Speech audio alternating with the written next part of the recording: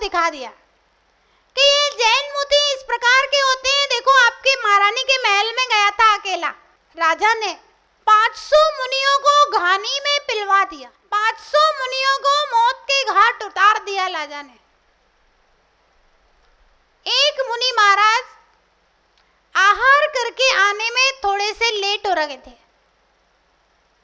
वो आए तो उन्होंने कहा, ये क्या हुआ? पूरा का पूरा संघ आचार्य सहित घानी में पेल दिया। किसने पेला है? ये किसके आज्ञा से हुआ है? पता चलता है दंडक राजा की आज्ञा से ऐसा हुआ है। और वे मुनि तेजस रिद्धि के धारी थे। उनके बाएं कंधे से पुतला निकला और वह पुतला दंडक राजा सहित पूरे नगर को जला करके अंतर मुहूर्त मात्र में वापस आकर के मुनि के शरीर में प्रवेश किया और मुनि को भी जला दिया। ऐसा नियोग होता है। और जब से वह दंडक नगर दंडक राजा का वह दंडक बन गया था। ध्यान रहे, मुनि हत्या के परिणाम, मुनि निंदा के परिणाम, धर्म द्रोह, धर्मात्मा द्रोह, नियम से तीव्रतम संक्लेश के परिणाम कहे गए हैं। जिसे मुनि पर भी दया न आए, जो किसी से कुछ लेते नहीं, देते नहीं, किसी का कुछ बिगाड़ते नहीं, अपनी आत्म साधना में लगे हुए हैं, ऐसे मुनि पर भी अगर किसी को दया नहीं आए, मुनि के ऊपर उपसर्ग करता है। एक वृषभसेन नाम के मुनि थे। वे एक शिला पर बैठकर के प्रतिदिन ध्यान किया करते थे। वे आहार के लिए गए और किसी शत्रु ने, किसी द्रोही व्यक्ति ने उस शिला के ऊपर अग्नि जला दी। और जब मुनि महाराज वापस आते हैं, उसी शिला के ऊपर, जलती हुई शिला के ऊपर विराजमान होकर के ध्यान करने लगते हैं।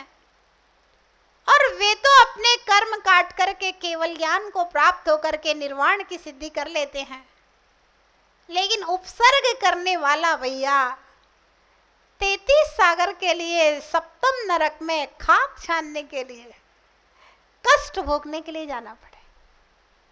तो ऐसे कृष्ण लेशिया के परिणामों में धर्म वर्जिता के जो परिणाम है, स्वयं धर्म नहीं करना, अपने अंडर में रहने वाले को नहीं करने देना, और दूसरा कर रहा है तो उसकी निंदा करना, उसके ऊपर उपसर्ग करना, उसको मार डालना, हत्या कर देना, यहां तक स्थिति बनती। एक जंगल में एक महामुनिराज आए हुए थे। राजा, मंत्री, प्रजा सब अष्टद्रव्य के थाल लेकर के मुनि की पूजा के लिए जा रहे थे। वहीं एक चंडालनी ने देखा कि ये सब नगर के लोग कहाँ जा रहे हैं। वह भी पीछे पीछे चली जाती है। देखती है सभी ने मुनिराज की 3 परिक्रमा दी पहले, उसके बाद बैठ करके पूजा आदि की, और फिर मुनिराज ने उनको उपदेश दिया। फिर बाद में सबने एक एक नियम लिया और अपने अपने प्रस्थान कर गए। चंडाल ने ये सब दृश्य पीछे बैठ करके देख रही थी। जब सब चले गए तो वह भी मुनि महाराज के पास गई। बोले, महाराज मुझे भी एक नियम दे दीजिए, आपने सबको नियम दिया है। महाराज ने कहा, तुम अपनी शक्ति के अनुसार खुद ही नियम ले लो। बोले, महाराज मैं तो कुछ जानती नहीं हूँ, आप ही दे दीजिए कोई नियम छोटा सा। महाराज ने कहा, ऐसा करो, मध्य मास का त्याग कर दो। तो बोले, नहीं महाराज, हम लोग चंडाल हैं, तो हमारे घर में तो ये त्याग नहीं चल सकता। महाराज ने कहा, रात्रि भोजन करती है। बोले, हाँ हमारे यहाँ तो रात में ही खाना होता है, ये तो संभव ही नहीं है। फिर महाराज सोचने लगे इसके लिए क्या नियम दिया जाए। महाराज ने उसे पूछ लिया कि एक बात बता, तूने कभी रात्रि के अंतिम पहर में भोजन किया है? अंतिम पहर मतलब रात में 3 बजे से 6 बजे तक अंतिम पहर कहलाता है। तो पूछा रात्रि के अंतिम पहर में कभी भोजन किया है? तो बोले नहीं महाराज, अंतिम पहर में तो रात में खाने वाले अंतिम पहर में थोड़ी ना खाते, 10, 11, 12, 1, 2 बजे तक खाएगा, फिर तो सोएगा आखिर। तो बोले नहीं, अंतिम पहर में तो कभी नहीं किया। तो महाराज ने कहा ऐसा कर, तू रात्रि के अंतिम पहर में चारों प्रकार के आहारों का त्याग कर दे। बोले हाँ महाराज, ये तो अपने से निभ जाएगा, इसमें कोई दिक्कत नहीं होगी। और वो नियम लेकर के घर आ गए। पति आया तो उसने महाराज के पास जाने की बात कही।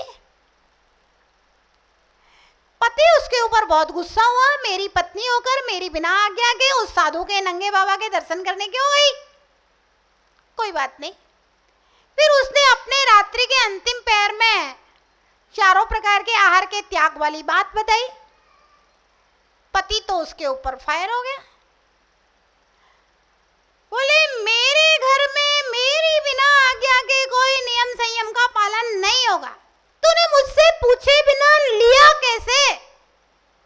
आज से तुझे रात्रि के अंतिम पहर में ही भोजन करना होगा, ये नियम संयम यहाँ नहीं चलेगा। उसने कहा देखो स्वामी, अब अंतिम पहर में कभी तो खाया नहीं है, और अंतिम पहर में नहीं खाने से फर्क भी क्या पड़ता है ना? तो मुझे नियम पालन कर लेने दो, इसमें आपका क्या जाता है? पति कहता है नहीं, मैंने जो कह दिया सो कह दिया। अब वो भी थोड़ी सी उस समय भावनाओं में बह गई।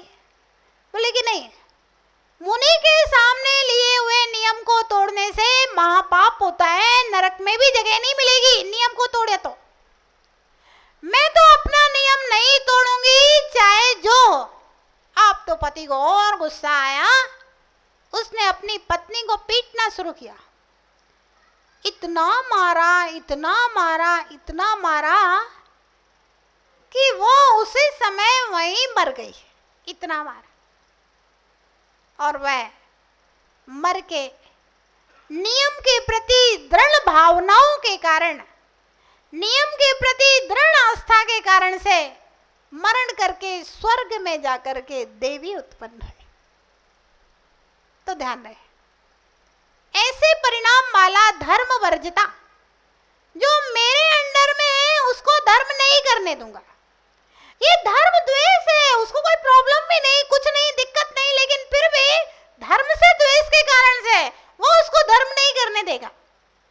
ऐसे स्वभाव वाले लोग, ऐसी सोच वाले लोग, जिस समय ऐसे परिणाम चल रहे हो तो समझ लेना धर्म वर्जिता नाम का लक्षण, कृष्ण लेस्या का लक्षण प्रकट हो रहा है, भाव है। इसके बाद आता है निर्दयी बैर संयुक्तो। कृष्ण लेस्या वाला जो होगा वह एकदम निर्दयी होगा।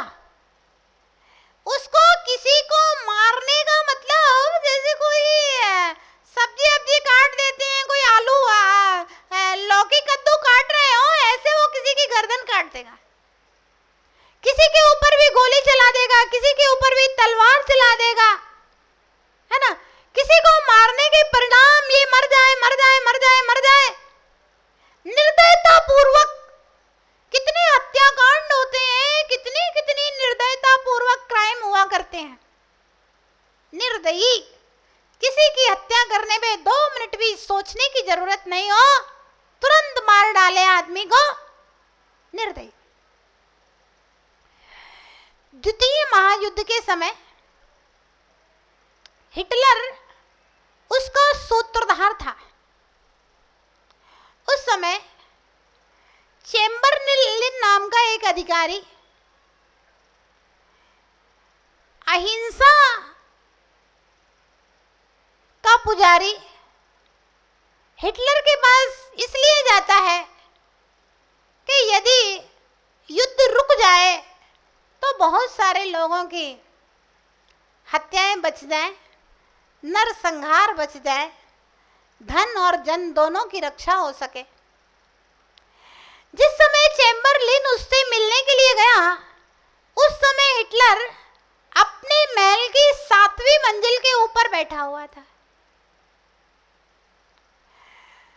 और चैम्बरलेन के पहुंचते ही वार्तालाप के बीच में हिटलर ने अपने एक सेवक को बुलाया और कहा कि यहां से कूद जाओ।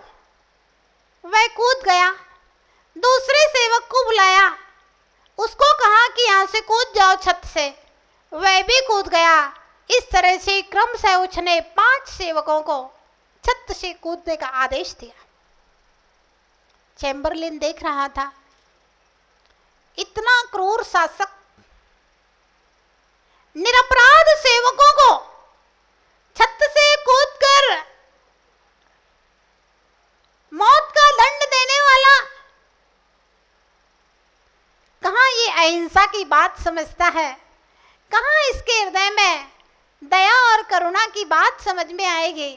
सोचता है हिटलर का आदेश है कूद जाओ, अगर कूदने के लिए मना करते तब भी हिटलर का आदेश नहीं पालने के कारण से इनको तड़फा तड़फा करके मारा जाता। तो आज्ञा पालन करने में ही उनका हित था। बेचारे 5 सेवकों ने 7वीं मंजिल से कूद करके अपनी जान दे दी। चैम्बरलेन आगे चर्चा किए बिना ही वापस चला गया कि इतने क्रूर आदमी से बात करने का कोई फायदा नहीं। ध्यान, निर्दयता क्रूर शासकों में घोर कूट कूट करके भरी होती है। किसी के ऊपर भी दया नहीं होती। जरा सा उनके शान के खिलाफ अगर कोई सत्य बोलने का साहस कर दे तो तुरंत उसको फांसी के ऊपर चढ़ा दे, तुरंत उसको मृत्युदंड दे दे और निरंतर अपने ऐश आराम में जो हमेशा लीन रहता है, दया भावना रंज मात्र भी नहीं होती है। कितने सारे पशुओं को काटा जा रहा है।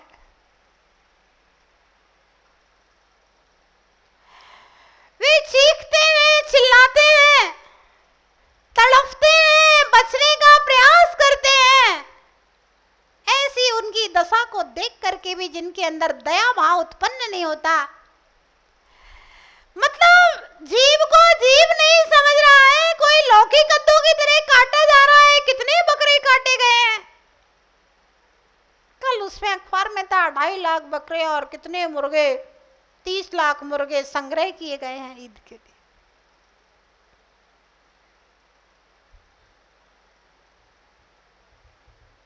इतना क्रूर धर्म भी भारत में हो सकता है, जहां पर श्री कृष्ण गायों की रक्षा करते थे।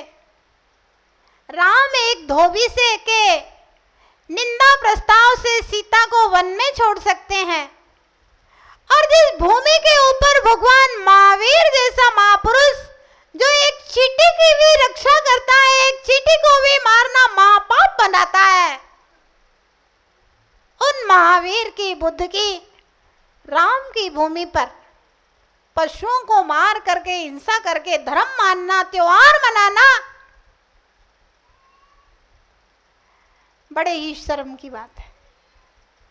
निर्दयी, दया नाम की चीज नहीं है, क्रूरता नाम की चीज है। कोई तड़पता रहे, रोता रहे, चीखता रहे, चिल्लाता रहे, मुझे इससे क्या फर्क पड़ता है, मुझे अपनी रसना इंद्री के स्वाद से मतलब है। ध्यान रखना, कृष्ण लीला के तीव्रतम कठोर परिणाम।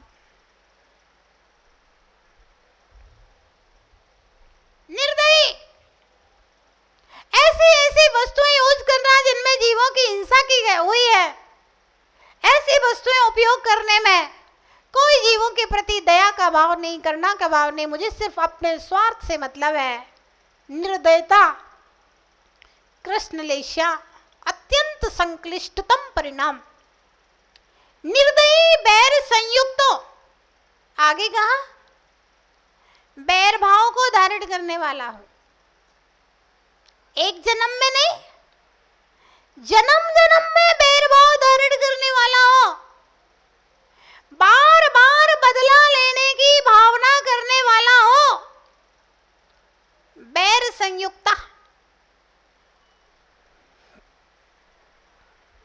एक सेठ के घर में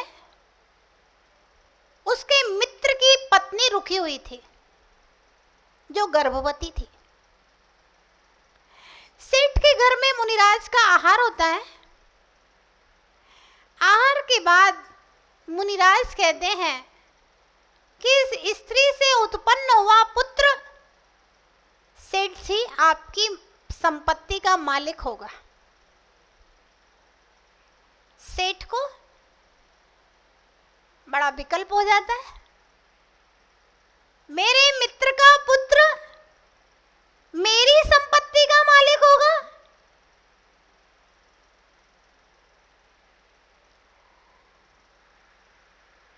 वह अपने मित्र की पत्नी को अपने ही घर में रख लेता है जब तक प्रसूति ना हो तब तक के लिए। मित्र अपनी पुत्री को लेकर के कहीं बाहर विवाह करने के लिए गया हुआ था। जब प्रसूति होती है, पुत्र उत्पन्न होता है, उसी समय वह जल्लाद को वह पुत्र मारने के लिए दे देता है। जल्लाद सोचता है कि निरपराध बालक को मैं अपने हाथ से हत्या क्यों करूं। वह उस पुत्र को जंगल में छोड़ देता है। ये अपनी मौत मर जाएगा, मैं अपने हाथ से बेचारे बच्चे को क्यों मारूं। जंगल में छोड़ देता है, अपनी मौत मर जाएगा और वापस घर आ जाता है। इसके बाद एक ग्वाला उसी रास्ते से गुजर रहा था कि देखता है कि उसकी एक गाय उधर झाड़ी में जाकर के दूध गिरा रही है। ग्वाला वहां तक जाता है तो देखता है, अरे बच्चा कहां से आया। और ग्वाला निसंतान था, उस बच्चे को उठा लाता है और अपनी पत्नी को दे देता है। बोले भगवान ने ये बच्चा तुम्हारे लिए मुझे दिया है, जंगल में मिला है और बहुत सुंदर बच्चा है।